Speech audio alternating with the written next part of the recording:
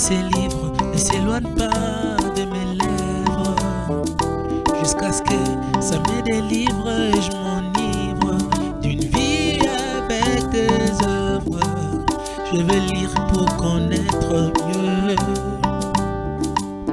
je veux lire pour réussir en toutes choses.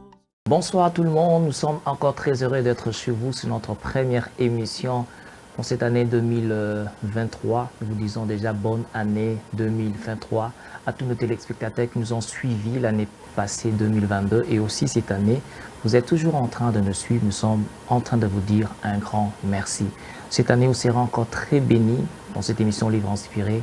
Nous allons continuer toujours à vous faire de la meilleure de la littérature, comme vous avez toujours l'habitude de nous faire confiance.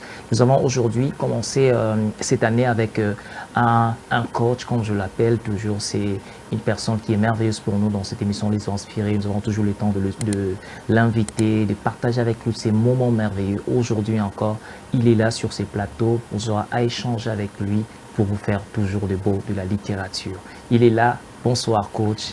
Bonsoir pasteur et puis, bonsoir à tous ceux qui nous suivent ou bonjour, ça dépend du coin du globe où vous vous trouvez pour l'instant et très content de vous retrouver encore. C'est toujours un plaisir parce que faire une émission avec vous, échanger avec vous, votre pertinence dans les réponses nous pousse toujours à faire recours à vous. Merci beaucoup, merci, très honoré pour cela. On va commencer, on n'a plus encore le temps peut-être de vous présenter comme, mais seulement que pour commencer cette année, on va avoir une présentation comme de qui est coach Sanders. Ok, moi je m'appelle Sanders Zagabé, j'ai fait du coaching, de la formation. Vous savez, avant, je pensais qu'il y avait plusieurs problèmes qu'on a, mais j'ai découvert que le vrai problème qu'on a, par exemple dans notre pays, le Congo, c'est un problème de leadership. Okay. Quand ça ne va pas à la tête, ça n'ira jamais pour le reste. Et mon rôle ou ma passion, c'est de transformer chaque individu en leader, en quelqu'un qui influence et qui contribue. C'est ce que j'ai fait déjà pendant tout ce temps-ci. Vraiment, je suis même en train, comme quand j'étais en train de parler de ces thèmes de leadership, je vous promets déjà la semaine prochaine, nous aurons encore une émission dont le thème sera l'entourage d'un leader. Donc je promets déjà pour ça, restez branchés. On va commencer comme d'habitude cette émission Livre Inspiré avec une citation qui nous vient de Antoine Almala. Il m'a toujours aimé dans sa façon de donner un peu de pensée sur la littérature, sur la lecture. Il a dit ceci: la lecture met en ébullition, dissipe la sécheresse, active les facultés de chrysalide de l'intelligence et met en liberté l'imagination. Votre commentaire un peu par rapport à cette citation inspirée d'Antoine. La lecture te donne à trouver des solutions même dans les problèmes qui se présentent devant toi. La lecture te donne à trouver des opportunités là où il semble avoir aucune opportunité. La lecture te donne la facilité de comprendre ou de nommer ce que tu ressens. La lecture te donne à définir exactement ce que tu sens. Tu croiras que c'est peut-être la peur alors que c'est de l'excitation. Ouais. Alors quand quelqu'un dit « Ah, j'ai peut-être peur », peut-être que la vraie réaction, le nom de ce qu'il ressent, c'est juste « je suis excité ». Ça arrive quand vous devez faire une émission ou quand vous devez passer à une interview ou quelque chose dans ce sens-là. Vous voyez, c'est quand vous lisez que vous avez plus de mots et quand vous avez plus de mots, que vous savez nommer chaque chose qui vous arrive et vous avez une interprétation assez correcte de la vie. Et ça vous donne une meilleure perception. Ce que je mets encore dans cette citation, il dit la lecture active les facultés. Comment réagissez-vous un peu? Ça active les facultés d'un être humain, la lecture. Oui. C'est comme un homme dans une histoire qui a été racontée dans un livre que j'ai lu. En fait, il était esclave de quelqu'un. Et puis la personne l'a pris parce qu'il avait sa dette, l'a mis en prison quelque part. Or, dans cette prison, il y avait plein de livres. Et ce monsieur a passé plus de 10 ans dans une prison. Il faisait que lire. Et le monsieur était content parce que le gars était en train de purger cette peine pour lui, c'était une façon de récupérer son argent en faisant perdre du temps à cet homme. Oui. Et or, lorsque cet homme est sorti, il est devenu un savant, Ça va. quelqu'un Il qui a changé retrouvé le ses monde. facultés. Voilà. Donc, la lecture nous rend grands, simplement. C'est ça, en fait, activer les facultés. C'est-à-dire, tu as plus de solutions là où il y a quelques problèmes. Ok. Tu sais voir un peu plus loin par rapport à ce qu'il y a. Quelqu'un qui lit développe une vraie vision. Et lorsqu'il va, par exemple, vendre dans une boutique, c'est différent avec quelqu'un qui n'a pas de vision qui vend dans une boutique. Ouais. Ils font le même travail, mais lui, il le fait pour se former et il se forme pour atteindre une vision. Ouais. Alors que l'autre, il vend dans une boutique pour manger et puis c'est tout. Ça Là, fait c'est toute la super. différence. Là, c'est super. C'est super. C'est toute une différence quand on est en train de lire. Et des Justement. gens aujourd'hui, par exemple, je suis en train de dire à des gens qui ont commencé cette année, ne manquez pas de mettre la lecture dans votre programme. C'est important. J'aime ce que est en train de dire dans cette citation que ça libère l'imagination. Et Albert Einstein est en train de dire que l'imagination est plus que la connaissance. Ça vous permet réellement que de comprendre que la lecture est même la fontaine de la sagesse. On peut dire ça aujourd'hui comme ça, coach. Bien sûr, parce que, en fait, il y a rien de nouveau comme tel. Tout ce que nous avons, en fait, c'est une répétition, mais le monde change à cause de la technologie. Mais l'histoire est la même. Alors, quand vous lisez, plus vous avez des informations, mieux vous savez affronter l'avenir, mieux vous savez construire et bâtir quelque chose de solide. Construire des choses solides, c'est en lisant. Alors, aujourd'hui, nous allons apprendre quelque chose. Comme il a été annoncé dans notre thème, nous allons partager sur « Méfiez-vous de ces 10 ennemis de votre potentiel ». Méfiez-vous de ces 10 ennemis de votre potentiel, coach. C'est un merveilleux thème. Merveilleux thème. Merveilleux. On va nous balancer si la régie a la photo de Dr. Mike Monroe. Dans son livre, on va nous balancer s'il y a la photo de docteur. Dans son livre Débloquer, il est là, son livre Débloquer votre potentiel, devenir votre meilleur de vous. Docteur Mas Monroe, il dit ceci, il définit le potentiel comme ceci, les révélations non exploitées. Il dit encore plus loin, les potentiels, ce sont les forces ou une beauté qui n'ont pas été intanchées par les ravages du fait. Il dit c'est une force non utilisée, une capacité enfouie en toi, mais non révélée. Que partagez-vous un peu cette affirmation lorsqu'il définit les potentiels, le docteur Mas Monroe? Ouais, je partage totalement cette façon de définir le potentiel. En fait, quand on dit potentiel, ce n'est pas quelque chose qui est réel, mais c'est potentiel, c'est-à-dire quelque chose qui a la capacité de se transformer en vue de devenir quelque chose de vraiment réel. Mais seulement, ça existe. Donc, potentiel, on peut dire, c'est quelque chose qui existe sans être manifesté encore. C'est un peu ce qu'il essaie de dire, quelque chose d'enfoui. C'est une richesse, c'est un pouvoir, mais qui est caché. Il faut aller à sa découverte pour pouvoir le découvrir et le développer. Et il parle du feu, il parle de... En fait, c'est quelque chose que l'on ne peut séparer de l'homme. C'est dans ce sens-là qu'il dit, n'importe quel coup, n'importe quelle vague ne peut pas emporter le potentiel de quelqu'un. Et la Bible nous affirme, nous complète là-dessus en disant, vaut mieux un chien vivant qu'un lion mort. Parce qu'un chien vivant a encore le potentiel. Un lion mort, c'est fini. C'est fini.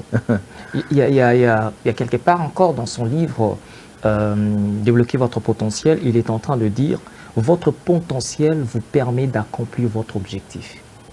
Et votre objectif révèle votre potentiel caché. Votre commentaire? Parce que, en fait, nous avons tous des envies, nous avons des désirs et tout ça. Mais c'est lorsque nous mettons cela devant nous de façon claire que ça devient vraiment un objectif comme tel. Lorsque nous plaçons un désir ou quelque chose qu'on perçoit dans le temps, mais lorsqu'on le place dans le temps, dans un temps fixe, on peut appeler ça objectif. Mais seulement, nous sommes dans un monde où les gens ne te font pas confiance, carrément. Et la seule chose qui peut pousser les gens à te faire confiance, c'est lorsqu'ils découvrent en toi quelque chose. Parce que nous vivons dans un monde où de donner, comme on dit, donnant. C'est lorsque vous donnez que l'on vous donne. Vous allez voir que lorsque quelqu'un donne à un pauvre, il ne donne jamais grand-chose. Ce sont des pièces, ce sont des petits trucs. Mais lorsqu'on va donner à un roi qui a déjà beaucoup, on donne plus. Parce que le roi a déjà, il faut lui donner quelque chose qui va avec lui. Alors, le potentiel, c'est quelque chose qui attire les autres vers nous. C'est au travers des autres maintenant qu'on peut atteindre nos objectifs. C'est un peu ça qu'il veut dire. Il y a une chose que je sais un peu de chercher dans le livre de Rick Warren sur une vie motivée par l'essentiel. Il est en train de dire, c'est ce qui nous fait comprendre un peu ce que l'homme ignore, de sa capacité qu'il ignore en lui. Il dit ceci, vous avez de nombreuses capacités qui dorment en vous. Plusieurs études ont révélé que l'être humain possède entre 500 et 700 différentes aptitudes et capacités. Il part plus loin pour dire, par exemple, votre cerveau peut enregistrer 100 trillions de faits. Votre cerveau peut enregistrer 100 trillions de faits. Il dit, il peut prendre 15 000 décisions par seconde, votre cerveau. 15 000 décisions par seconde. Lors de la digestion, par exemple, il dit ceci encore, votre nez peut reconnaître plus de 10 000 odeurs différentes. Est-ce qu'on peut imaginer combien Dieu a pu créer l'être humain, le cerveau de l'être humain, le nez de l'être humain? C'est juste inouï de savoir, au regard de ce qui se dit, de ce qui se découvre, on se rend compte que le plus grand problème de l'homme, c'est qu'il s'ignore. Et quand on s'ignore, on est déjà en dehors de ce qu'on doit atteindre. On est déjà loin parce que nous avons, surtout nous dans des pays sous-développés, nous avons réduit la vie à une histoire de trouver un boulot, se marier et puis mourir. Et pourtant, le cerveau peut faire bien plus. C'est à cause de ça qu'on parle du potentiel ici. Parce que dans notre potentiel, nous sommes à l'image de Dieu. C'est ça en fait ce potentiel. À l'image de Dieu. Et nous sommes capables de faire plusieurs choses à la fois. Et le faire très bien. Mais seulement si on se découvre, si on pose un meilleur regard sur soi-même. Si quelqu'un arrête de dire que je suis un enfant, vous voyez, si quelqu'un se dit, non, je suis un être humain, je suis capable de le faire, un peu comme Nelson Mandela qui a dit, si moi je l'ai fait, donc tout le monde peut le faire. Donc je pense que c'est le plus grand problème qu'on rencontre, des gens qui ne croient pas en eux-mêmes. Conséquence, ils se livrent à la drogue, à l'alcool, à plusieurs choses, parce que c'est ça qui crée ces sentiments d'appartenance. Parce que l'homme ne veut pas être rejeté, l'homme est tellement socialisé qu'il ne veut pas se sentir différent. Et nous allons voir ça plus tard parmi les éléments. Avant que nous puissions aller même, vous êtes en train de comprendre comment il est important de parler aujourd'hui du potentiel, la capacité que vous avez, mais vous ne comprenez pas, vous ne croyez pas ce que le Seigneur a mis au-dedans de vous. Coach, avant que nous puissions aller très loin, de parler d'exploiter le dit ennemi du potentiel, Albert Einstein est en train de dire « Tout le monde est un génie.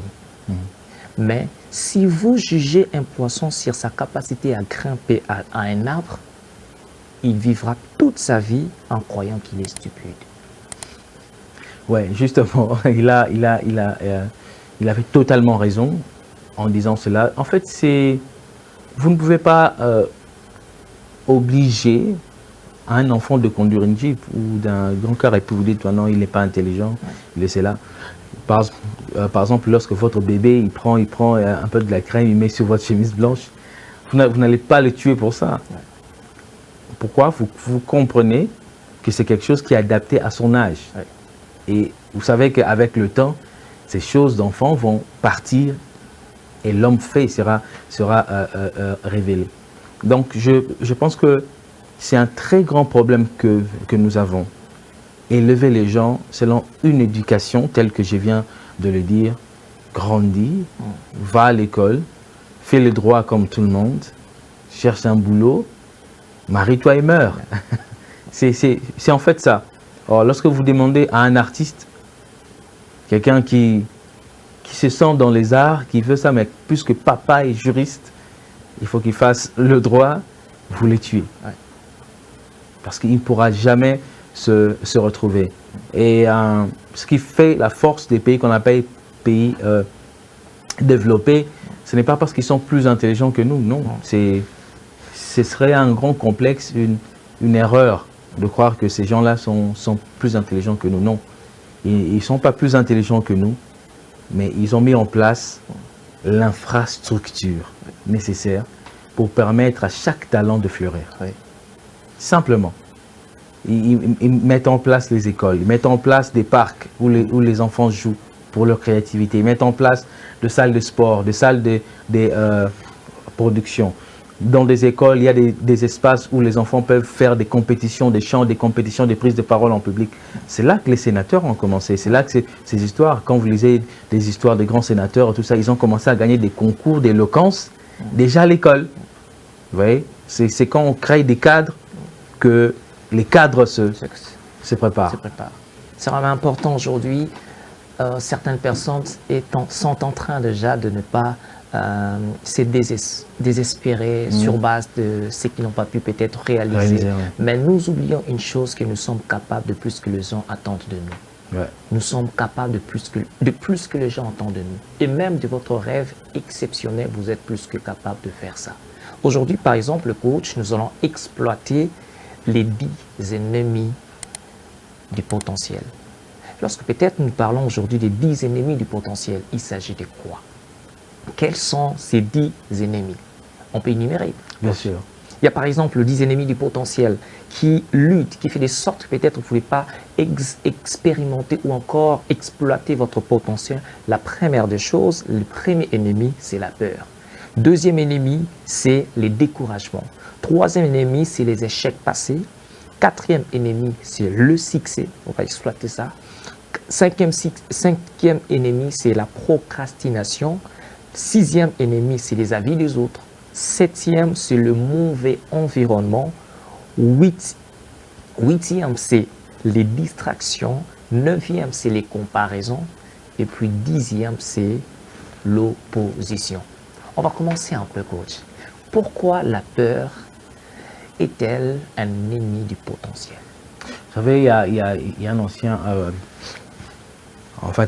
un homme d'État britannique, Benjamin Disraeli, qui a dit quelque chose qui m'a beaucoup tiqué. Il dit que la peur ou l'inquiétude, c'est la plus grande maladie de l'homme. C'est la plus grande paralysie que l'humanité n'a jamais expérimentée. Vous savez, il y a encore quelqu'un qui a dit dans un livre que lorsque vous voulez tuer, par exemple, tout un village, vous allez trouver ça dans l'art de la guerre, vous devez bloquer ce village. En fait, vous l'entourez, vous faites le siège, mais laissez toujours un trou de sortie. Alors, pourquoi il dit, les gens étaient choqués, mais attends, on veut détruire le village, on devait encercler de partout normalement. Il dit, vous devez toujours laisser un espace de sortie. Mais il dit, pourquoi? Il dit, lorsque quelqu'un n'a plus d'espace de sortie, il n'a plus, il sait qu'il va mourir. Oui. Alors, en croyant qu'il va mourir, il n'a plus peur de rien. Oui. Oui. Lorsqu'on n'a plus peur de la mort, on n'a plus peur de rien du tout. Et cela développe une force ultime de l'homme. Et ils peuvent vous faire du tort. Vous voyez? Donc, la peur, c'est une chose que nous avons cultivée, que nos parents ont placée en nous, que la société a placée en nous. La peur d'échouer. La peur d'échouer, la peur d'essayer, la peur d'être rejeté. Il y a aussi la peur d'être mal vu, en fait, d'être placé vraiment la peur de regretter à côté. Après. Il y a la peur de mourir, il y a la peur de ne pas y arriver. Il y a plusieurs peurs, mais c'est la peur en soi. Et vous devez savoir que la peur est une connaissance. Et c'est une connaissance ou c'est une information que l'on peut détruire. Que l'on peut détruire grâce à une bonne information, à une information saine, justement. Parce que dans nos pays, par exemple, sous-développés, nous avons vécu dans la peur. En fait, c'est la succession de dictatures. Et puis, la faim place des gens dans des situations telles que, attends, si je rate cette opportunité ou cet emploi, je risque de manquer de quoi donner. Et vous trouvez les gens dans la rue qui courent en disant « Madé soit ban ». Donc, les enfants doivent survivre. Alors, il faut que je fasse quelque chose pour permettre à ma famille de subsister. Et nous vivons dans cette peur et ça paralyse tout. Il y a coach, il y a assez que quelqu'un est en train de définir la peur comme étant avoir foi à l'impossible. La foi, c'est croire à l'impossible, avoir foi à l'impossible. Alors, pas plus loin pour dire qu'il s'attache sur tout ce qui pourrait mal tourner, au lieu de se dire que tout ira bien. C'est ça aussi, la peur. Oui, la peur, c'est justement ça. C'est en fait cette capacité de voir au-devant de nous des problèmes face à une solution ou face à une... Donc, tu produis une seule idée, une bonne idée, géniale. Mais qu'est-ce qui vient après? Bon, l'État, les taxes, ils vont me bloquer. Et les parents, qu'est-ce qu'ils vont dire? Les sorciers des familles, qu'est-ce qu'ils vont dire? Et tout ça, mon pasteur, qu'est-ce qu'il va dire? Ouais. Toutes ces choses, ce sont des obstacles qui créent en nous cette sensation de peur et ça décourage le passage à l'action. Or, le succès, c'est le passage à l'action. Sans l'action, il n'y a pas de succès. C'est vraiment ça. Ça va une chose importante. Nous allons aller dans le deuxième ennemi déjà. Parce que je voulais vous dire, nous devons savoir être conscients que notre foi est plus grande que la peur. Il faut se libérer de la peur et aller directement dans l'action. Le deuxième ennemi, coach, c'est le découragement, qui tue aussi les potentiels. Ouais. Donc le découragement, c'est un peu cette capacité-là, ou cette incapacité qu'a l'homme à avancer en face des oppositions, en face de ce qui tourne mal contre nous, en face de regard des gens.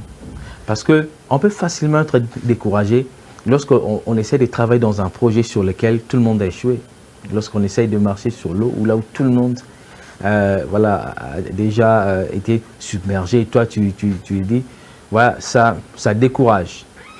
Alors, il est nécessaire de savoir que nous avons du potentiel et nous pouvons réussir.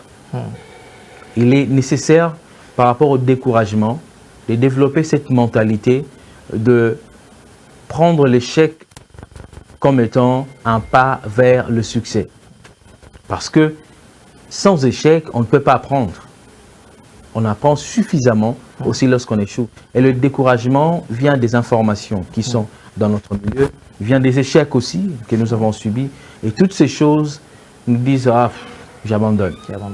Or, les gagnants, c'est ceux qui poursuivent, c'est ceux qui sont résilients. C'est ceux qui savent avancer malgré tout. Ils gardent la vision et ils continuent le bon combat. Les bons combats. Une autre chose, un autre ennemi, coach, c'est les avis des autres aussi tuent mon potentiel. Oui. Dans les livres, par exemple, Do the Work, je ne sais pas comment ça se dit en français, Fais le boulot peut-être, de Stephen Pressfield. Il a dit quelque chose de très intéressant.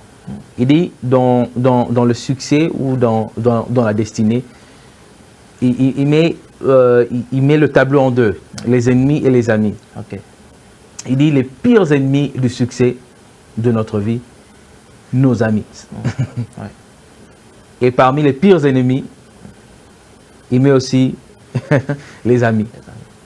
Donc, parmi ceux qui peuvent contribuer positivement, il y a nos proches. Parmi ceux qui peuvent contribuer négativement, il y a aussi nos proches. Pourquoi il le dit? À cause du niveau d'influence qu'ils détiennent dans nos vies. Aujourd'hui, il y a des gens qui vivent sur la parole de leurs frères, de leurs sœurs, de leur mère, de leur pasteur et tout ça. Le bon côté, c'est lorsque les gens influents te font avancer dans le sens de ta destinée, dans le sens de ton potentiel. Mais qu'en est-il si ton pasteur te détourne? Et plusieurs ont été détournés comme ça, plusieurs ont été découragés comme ça à cause des avis négatifs. Toi, tu veux marcher dans ces trucs, ça ne marche jamais. Les gens ont déjà été là-bas, ils ont déjà échoué. Toi, tu viendras encore pour sur le même chemin. Toi, t'es qui? Toi, t'es qui? Oui, des choses comme ça. Et quand tu fais face à cela, nous rentrons dans le second que le découragement. Vous découragez à cause des avis des autres. Donc, il est très important, lorsqu'on est sûr de notre potentiel, d'être attaché et de continuer à travailler. De continuer. Autre chose encore, coach, ce sont les comparaisons qui tuent aussi notre potentiel. Ouais. Ceci a fait ceci, bon, tu devrais faire ceci, je me compare à ceci. Oui, en fait, la comparaison, c'est quelque chose de très important. C'est parce que j'étais en train de souligner ça au tout début. C'est que les gens, nous sommes très socialisables. Nous vivons dans une société où tout le monde veut être comme tout le monde. Ouais. Aujourd'hui, si vous habillez d'une certaine façon, vous êtes old fashion. Donc vous êtes passé, voilà. Vous devez donc parler d'une certaine manière, vous devez utiliser les réseaux sociaux, voilà, pour être dans voilà, à la mode et tout ce qu'il y a, tout ce que vous voulez pour ne fût-ce que ressembler aux autres. Alors cette tendance-là, c'est ce qui nous pousse à la comparaison. La comparaison vient souvent lorsque les gens aussi de notre milieu réussissent dans le football ou réussissent dans la drogue ou réussissent dans n'importe quoi. On se dit, bon, si eux le font, pourquoi pas moi? Or, la crainte, c'est que lorsque cela ne ressemble pas à notre potentiel, on risque d'y perdre notre vie. On risque d'essayer et de toujours échouer parce que ça ne cadre pas avec nous. Ce n'est pas vraiment ce pourquoi nous sommes nés. Donc, c'est un peu dans ce sens-là. Les avis, les comparaisons ne sont pas...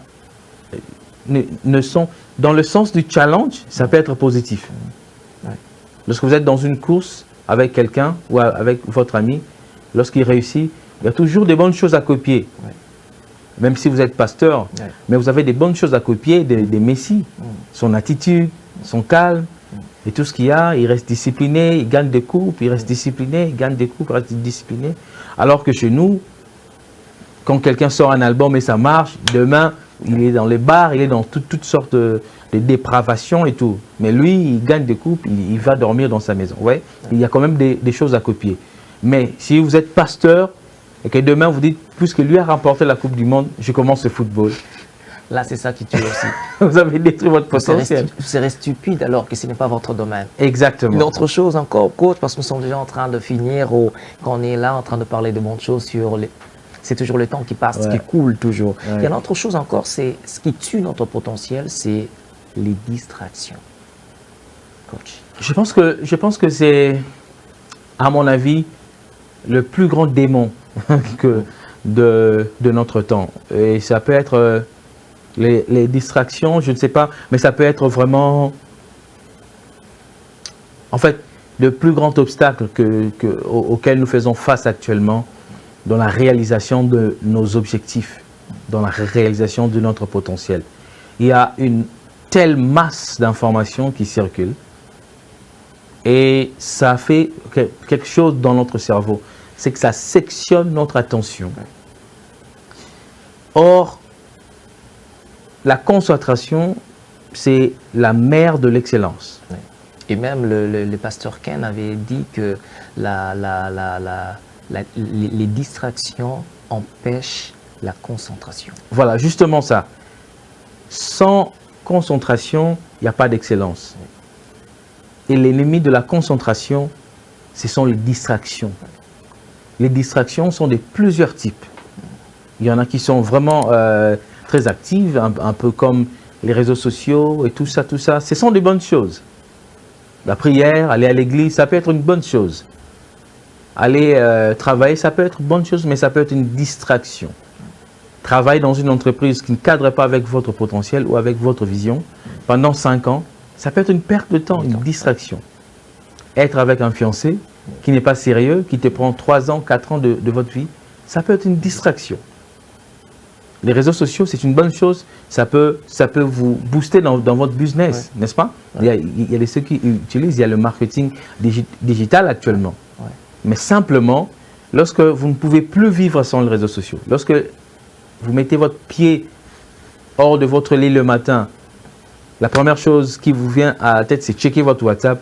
Alors là, vous êtes tombé dans le piège de l'obsession. Vous êtes un peu comme on dit, dopé. Et vous ne pouvez plus vous en passer.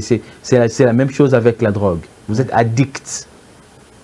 Il y a des gens qui ont vraiment besoin d'une guérison. Guérison.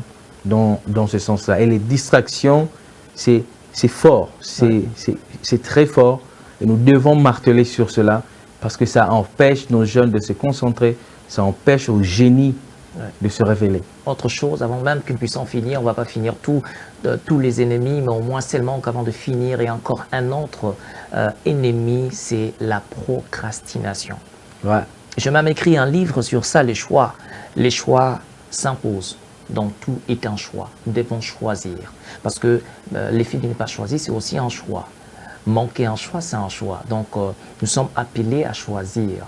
Et aussi dans notre vie, comme on a écrit que la vie est une continuité éternelle de choix. Lorsque vous avez peur, vous procrastinez, sachez une chose que vous n'allez pas réussir dans votre vie. Coach, la procrastination est aussi un ennemi à notre potentiel. Oui, c'est un ennemi redoutable de notre potentiel, de notre accomplissement personnel, de notre réalisation personnelle. Parce que la procrastination, c'est une façon de retarder l'action qui devait être entreprise maintenant et vous le retardez. Et la crainte avec ça, c'est que vous allez vous retrouver en train de faire une bonne chose, mais au mauvais moment.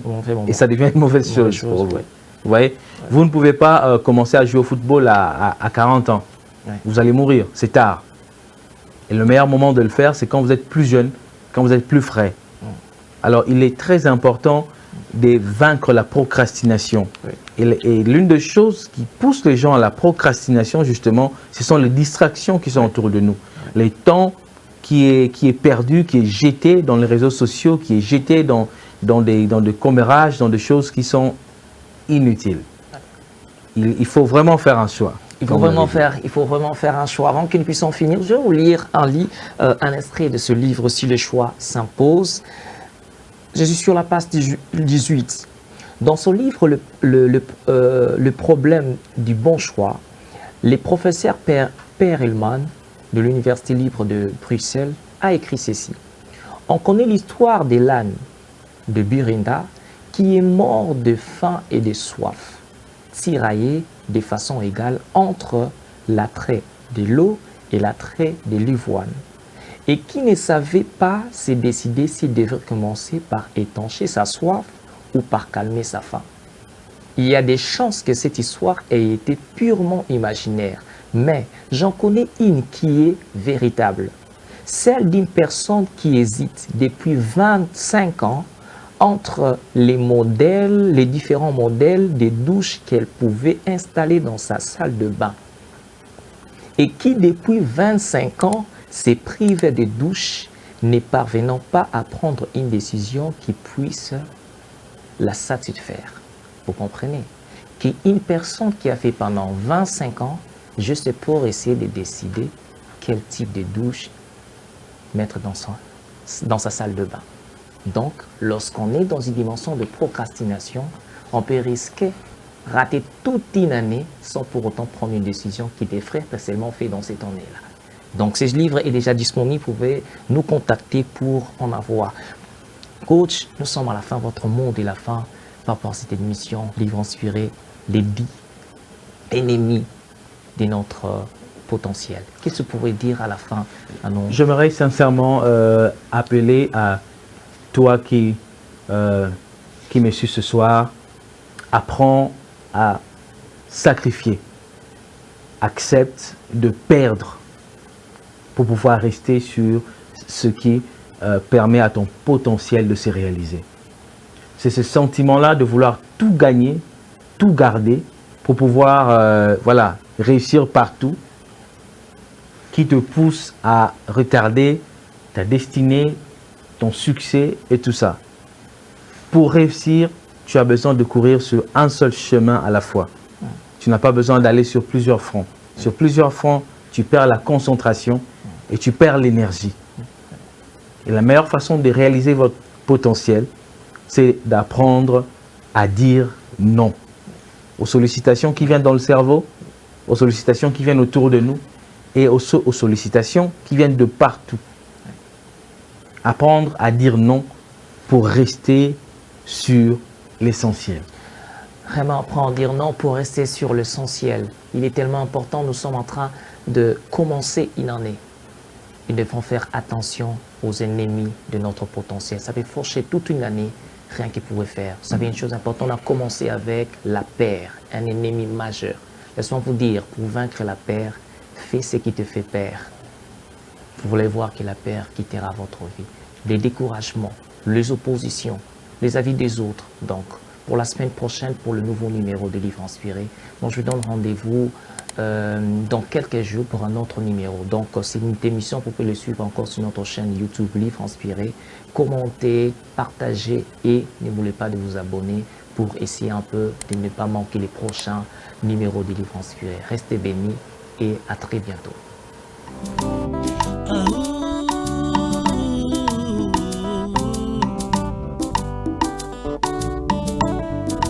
Que ces livres ne s'éloignent pas de mes lèvres, jusqu'à ce que ça me délivre et je m'enivre d'une vie avec tes œuvres. Je veux lire pour connaître mieux. Je veux lire